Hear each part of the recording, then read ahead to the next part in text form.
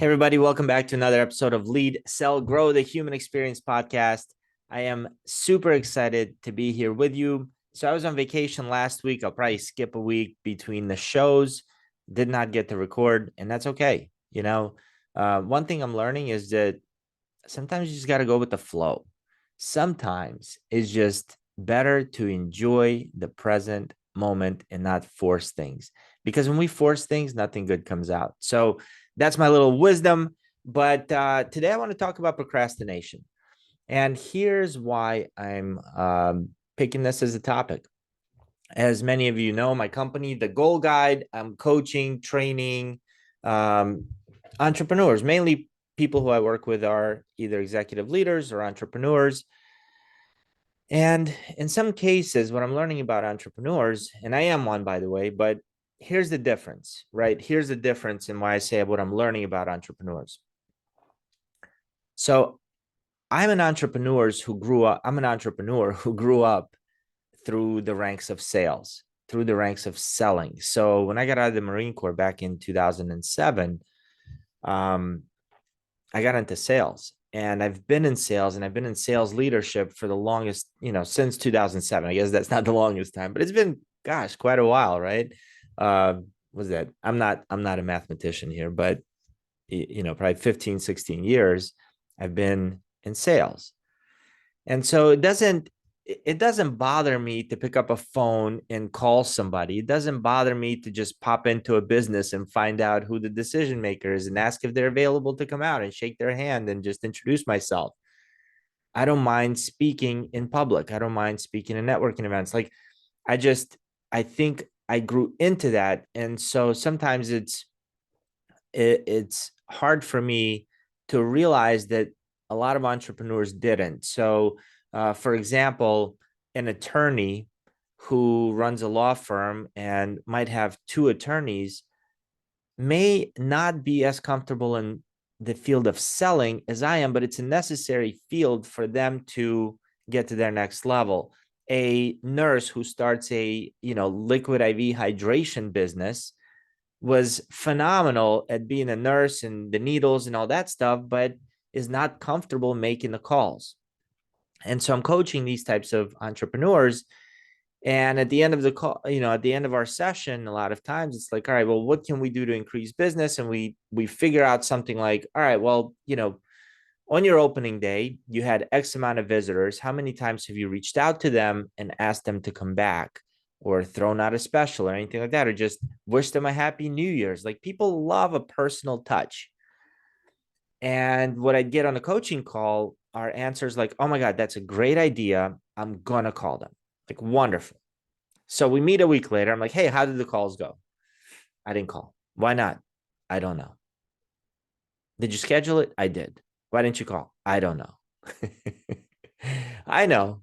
It's subconscious. It's a subconscious belief about what do they believe about selling. Now, if they don't think selling is an ethical thing, or if they believe that selling is not ethical, right? They're not going to want to make the call. So first thing we got to do is kind of reshape their beliefs. So let's say they do believe that, selling is a good thing. Some of them still continue to procrastinate. And I procrastinate on some things. I mainly find myself procrastinating on things that I think will take a long time, or that I think are harder in my mind than they usually turn out to be, which is, by the way, every single time. And so I started using a new process for the things I procrastinate on. So some of those things are like writing proposals. I hate writing proposals. I'll be honest with you. I think personally, when I write proposals, I don't have a template.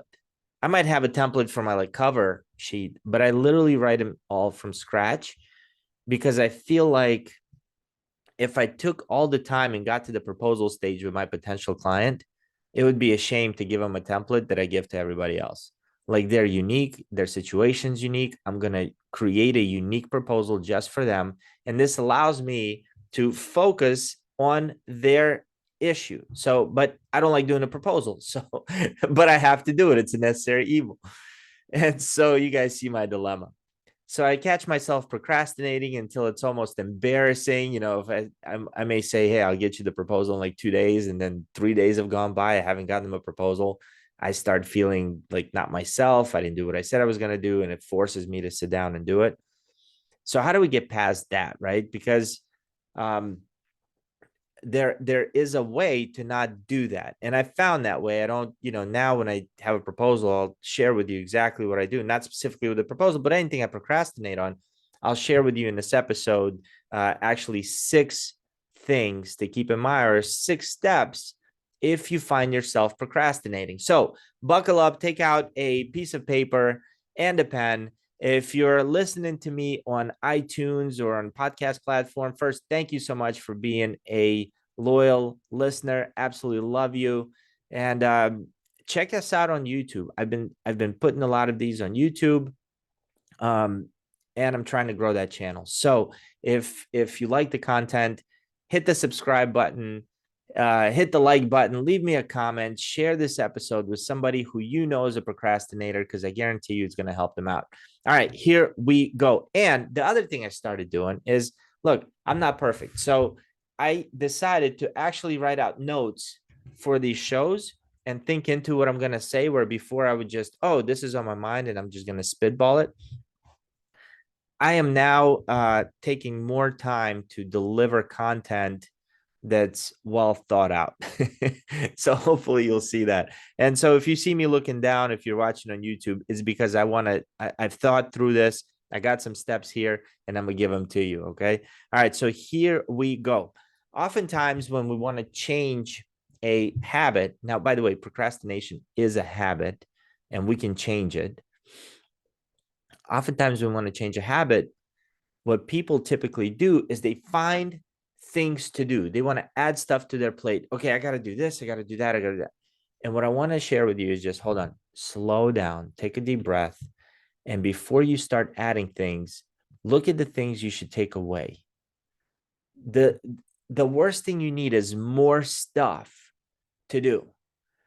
You need less.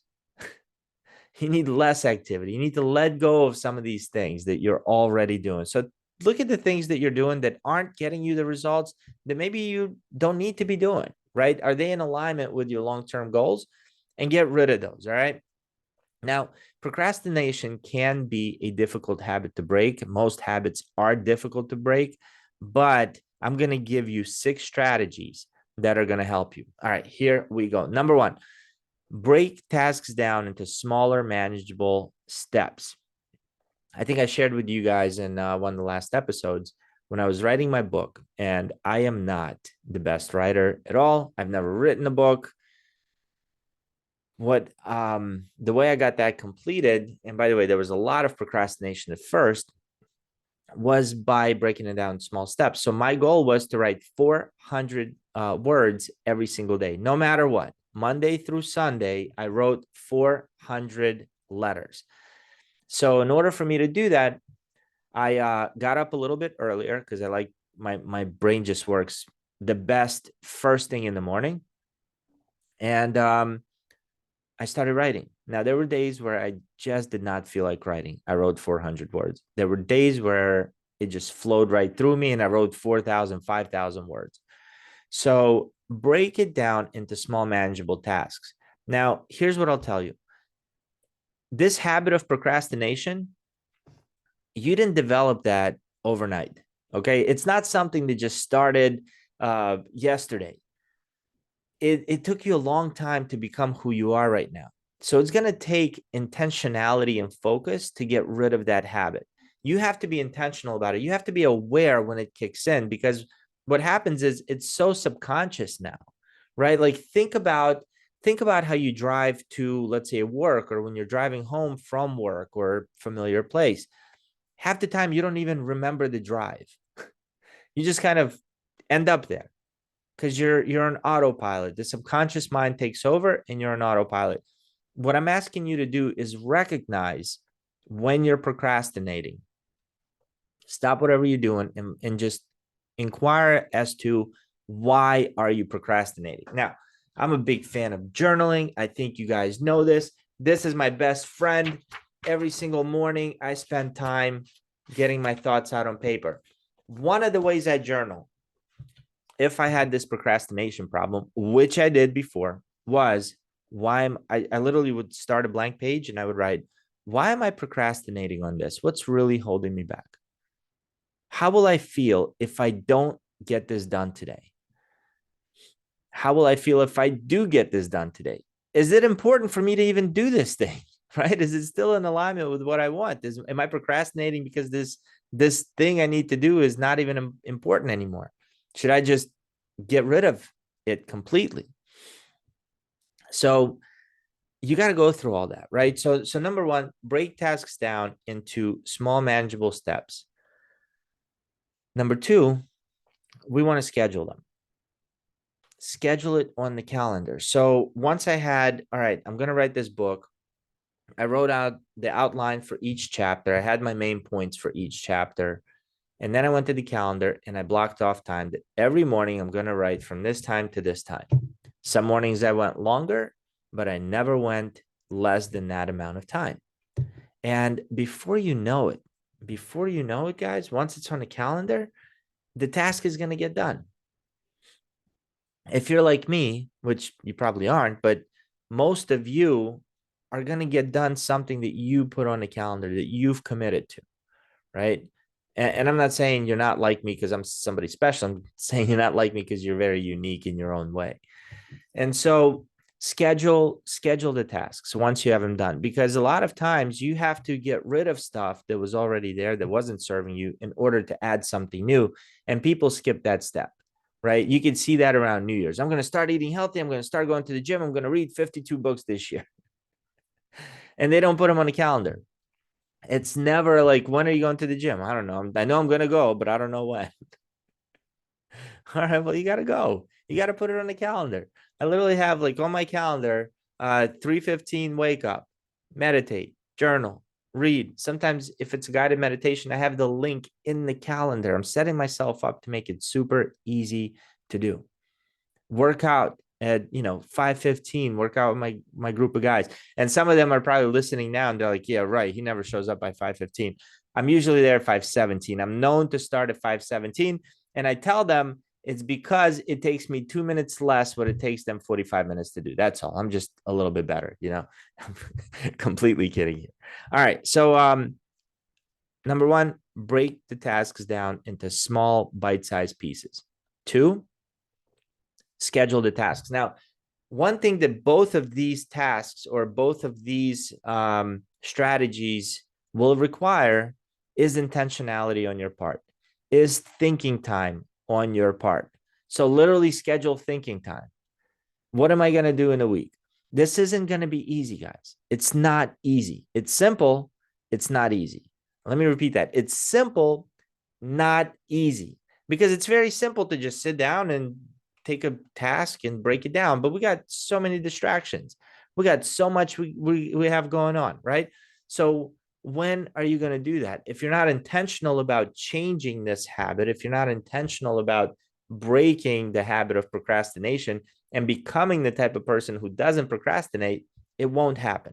It's going to take energy. It's going to take effort. It's going to take time on your part. It's like if you step outside, I'm in Florida, right? You step outside on an 85-degree day, probably going to get a tan, right? If I go to the beach here, chances are I'm going to get a tan. If I don't put sunblock on, probably going to get pretty red. But what would happen if I took a magnifying glass and put that magnifying glass between my skin and the sun? Same sun, same day, same skin. The only difference is there's focused energy and intentionality. What's going to happen is I'm going to burn a hole through my skin. We set a paper on fire when we focus the energy.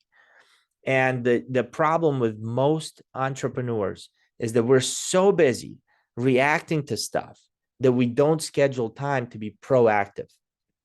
I'm asking you to stop doing that. If you want to stop procrastinating, if you want to be more productive, you got to schedule the time. You just have to do it. You gotta be intentional about it. And it needs to go on your calendar. All right, here we go. Number 3, eliminate distractions. Completely eliminate distractions. So I've shared this before. this is a distraction. Right now, I have my notifications off.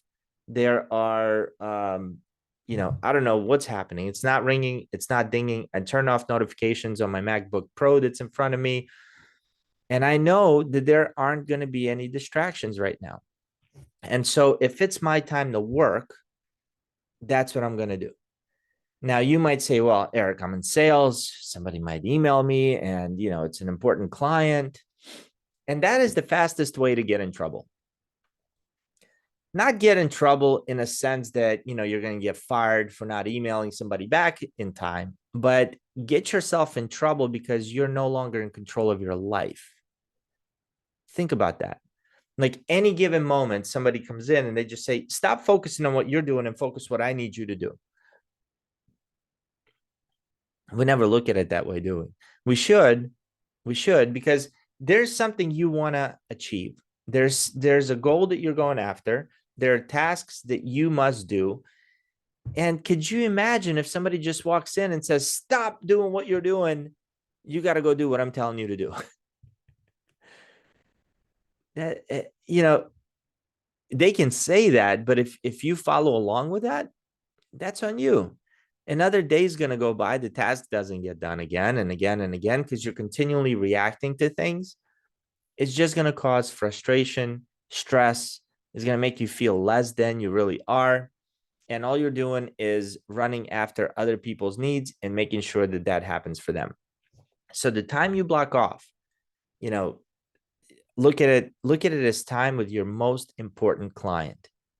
Look at that time block as time for your most important client. And you would never be in front of a most important client and have your phone go off and say, you know what, I got to run out and get this, or I have to answer this email. We wouldn't do that. So why do we do that?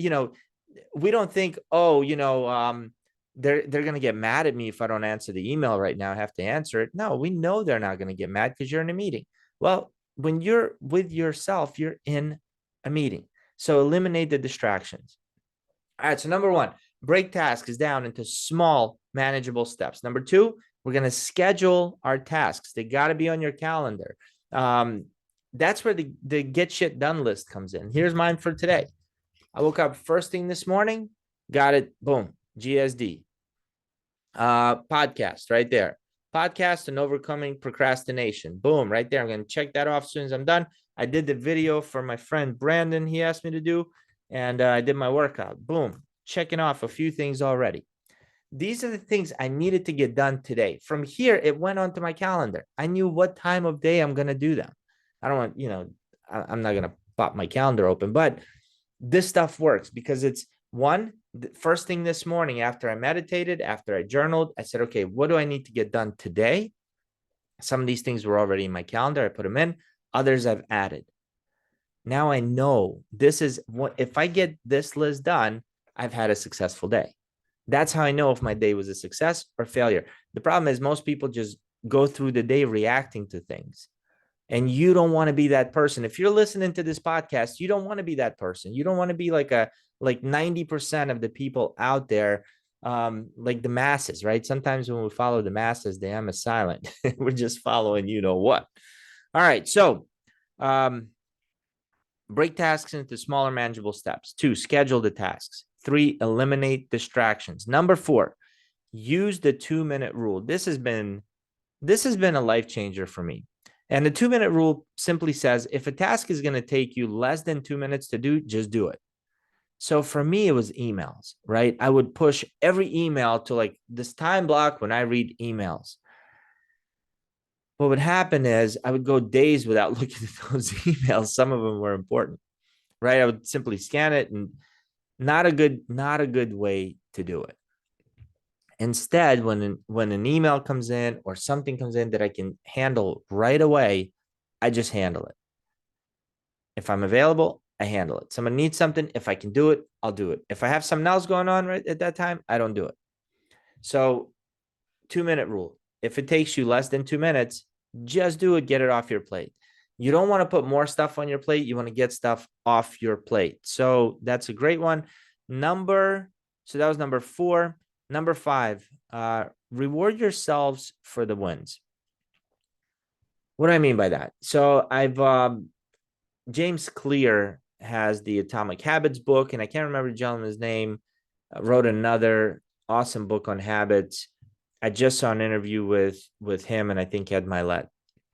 And both of these guys talk about how rewards are huge when you're building a new habit because it releases kind of endorphins in us, um, something in our brain that makes us feel really good about ourselves and want to do more of it. So have a reward system in place for you. Like when you finish a task that you were going to do, how can you reward yourself with it?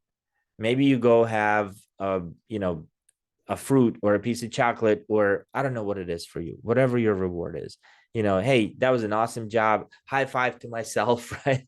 Like whatever it is, look back and say, man, I'm so, or, girl, I'm so proud of who I'm becoming. Recognize that this task that you just did, as somebody who typically procrastinates, is a big deal. It is a big deal.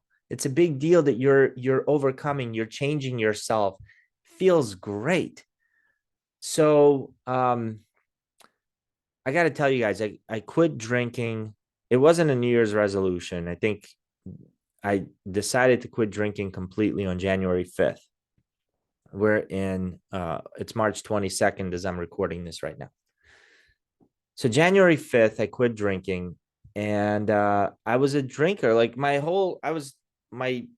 identity was almost assigned to drinking. I grew up in former USSR, a lot of Russian friends. We get together, we drink.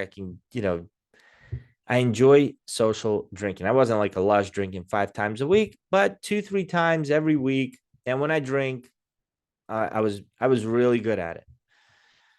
So just decided I don't want to do this anymore. I asked myself, what's the 2.0 version of Eric needs to look like? And the 2.0 version of Eric does not drink. We just went on a cruise last week. I'm on a cruise, alcohol flowing everywhere. I didn't take a sip, not one sip. I took back, like the last day we get home, I look at Julia, that's my wife. I said, you know what? I am really proud of myself for not drinking, not even really wanting that, not really even wanting a drink, not missing that social fun time that I had when I was drinking on these vacations.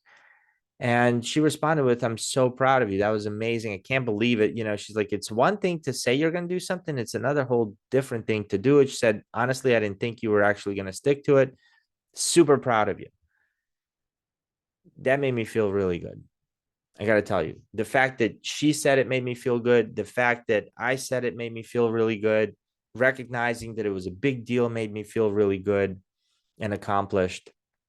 And it makes me not want to drink more. It makes me want to get more of those compliments, right? Shallow, not shallow. I don't know. Scientifically, it releases something in here that's like, this is great. I want more of that, right? And we can do the same thing if you program yourself that it feels good to complete a task, then you're going to want to do more tasks because your body's going to crave it. Almost is going to crave that feeling like a drug. It doesn't know that these chemicals are getting released because you're actually working or because you ate some sugar, right? It just knows that something felt good and we want more of it. So get addicted to that, right? That would be a good addiction to have. I finish tasks very quickly and effectively and get excited about them. All right, so let's review really quick. Number one, break tasks into smaller, manageable steps. 2, schedule it. Once you have the task broken down, get your calendar out, put it on the calendar. 3, eliminate distractions, get rid of this thing. As a matter of fact, if you're a morning person like I am, turn all notifications off until about 9 a.m. You will be free. You'll be a free person. And it's such a good feeling because you're in full control of what it is that you want to do. Number 4, use the 2-minute rule. So if a task is going to only take you 2 minutes or less, like, hey, if there are dishes in the sink, you got to do them. It's only going to take a couple minutes. Just get them done. Get them out of the way. Your bed's not made. You need to make the bed. Get it done really quick. It won't take you 2 minutes. Just get it out of the way. And what that does is it builds momentum. And it's a good thing. Number 5, reward yourself for the wins. Look back, reflect, and say, I'm so proud of myself for this. Get yourself a gift, get yourself, whatever it is. Once I do this task, I'll go watch an episode of my favorite show. Once I do this task, I'll treat myself to my favorite restaurant. I'll, tell the world about it. Whatever it is, I'll get to go on Facebook for 10 minutes. Create that system for yourself, and you'll be amazed at how much progress you make very, very quickly, by the way. And number 6, enjoy the process. Enjoy the process. I'm reading this book right now, by the way. Highly recommend it. I mean, I highly recommend this book by Anthony DeMello. I have, I don't know, maybe 20, 30 pages left, and I don't want this book to end. Anthony DeMello, I guess, was a speaker that traveled around. He passed away. I'm not sure when, but they took his actual seminars and put them in this book. And the work is incredible. One of the things he said that really resonated with me, he said, one place where people have tremendous amount of problems and anxiety and stress is because they're physically present here at 9 a.m., but their mind is at 3 p.m. You understand? Like we're here worrying about what's going to happen in a different time. We're here and we're worried about what may happen. And if you really think about it, the only time that exists is right now. So we have a choice to just worry about stuff when it actually comes up, or worry about stuff as it may come up. And what I'm asking you to do is enjoy the process. When you're working on your tasks, focus on the task. Put that magnifying glass between, the sun and whatever the task is, and just laser focus on that task and enjoy it. Don't forget to enjoy it. We only got one life to live. Here's what I know. When we're stressed, when we're anxious, when we're coming from that place, nothing good can happen. Nothing good can happen. And you know this, like it's never just one thing, right? It's like you stress out and then a wave comes in of just negative stuff. It doesn't have to be that way. Like we can literally do something we absolutely hate doing and still enjoy the process. Like we can completely separate the two. Like, yeah, I don't like it, but I'm still going to enjoy doing it because it's making me a better person. It's turning me into the next level of me. And that's what we want. Naturally, that's what we want. We want growth. Everything in nature grows. Every single thing naturally wants to grow to its full potential. Human beings are the only ones that kind of cut ourselves short. And we don't even know we're doing it, right? So that's why growing and learning and doing new things and doing challenging things that we weren't able to do before and getting through them gives us that sense of confidence, gives us motivation to do more. And so I want you to keep that process going. So if you feel like you've been procrastinating, first thing you want to do is identify why. Why do you think you've been procrastinating? What is it that's holding you back? Is this something you even need to do? Or can you just get it off your plate? And then our 6 steps are break them into small pieces. Whatever it is that you're working on, break it into small, manageable steps. Schedule it in your calendar. Completely eliminate distractions when you're working on it. Use the 2-minute rule. So if it's going to take you less than 2 minutes, just do it. Reward yourself for your wins and enjoy the process. My friends, that is the episode for today. If you enjoyed it, please share it, like it. I definitely want to grow this YouTube channel, and I super appreciate you for sticking with me. Now, if you're not in my Facebook group, Lead, Sell, Grow Mastermind, I'd love to have you in there. Want to hear your thoughts. Leave me a comment. Do whatever it is you want to do. Good comments, bad comments, doesn't matter. I'm going to have a good time with reading them and replying to them no matter what you leave. I hope I get to meet you in person soon. And I wish you an incredible, productive, super duper day. Have a good one.